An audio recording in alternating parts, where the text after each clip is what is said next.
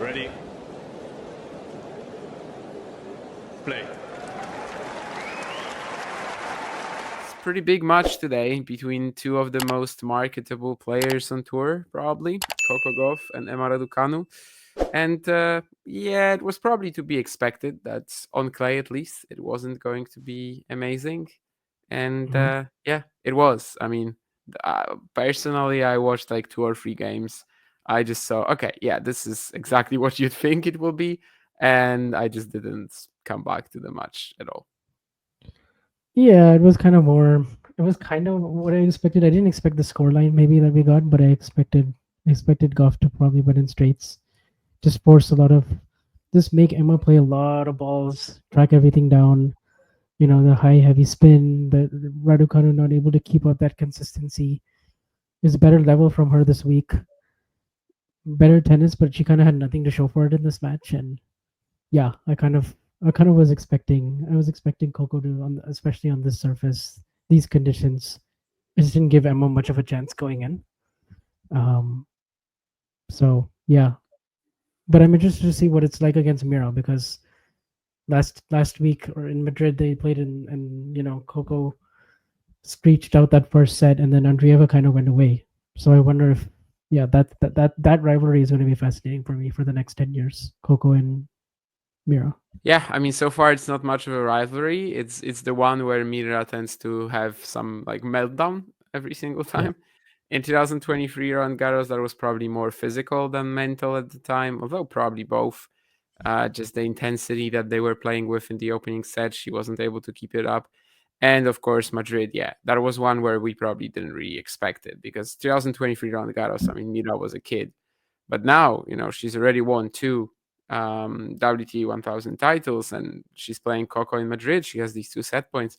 Like, why would she just collapse like that all of a sudden? But it was a performance that kind of reminded us, oh, yeah, I mean, she's still not a very experienced player, let's say. Yeah. Yeah, definitely could be bothersome, the Gauff defense once more for her.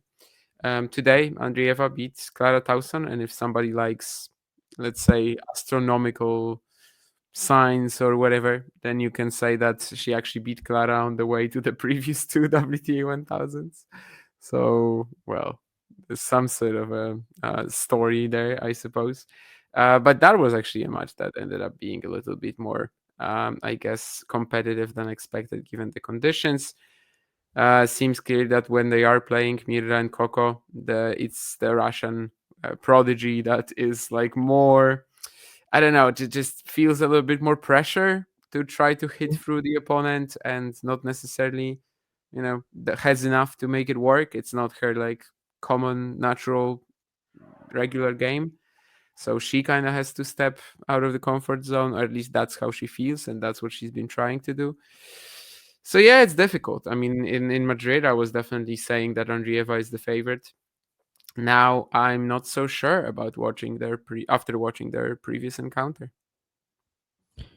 Yeah, I'm not so sure either. Just because Coco seems to find a way to read Mira's change of directions, especially backhand down the line. She doesn't get as caught off guard. She's able to extend the rallies, make it really tough for Mira to hit through, and Mira just kind of breaks down mentally every time. Like you're saying, the Roland Garros match comes to mind certainly for me too.